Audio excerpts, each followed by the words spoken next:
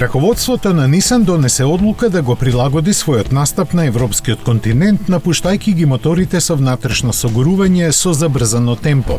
Јапонската компанија дигна раце од осовршувањето на актуелните генерации агрегати за да ги усогласи со идните Euro 7 нормативи и веќе од 2023 година сите нови модели ќе бидат електрифицирани. Постоечките возила со конвенционални мотори сепак ќе останат во понуда до 2030 година, а после тоа целата продажба ќе биде исполнета само со хибридни или електрични автомобили. Вакви во моментов на европскиот пазар по список се 5, но во продажните салони единствено може да се сретне Leaf, додека производството на другите ќе започне во престојните месеци. Годинава уште се очекува и новата генерација на X-Trail, а нареден модел за лансирање ќе биде малата Micra, која ќе пристигне од погоните на Renault.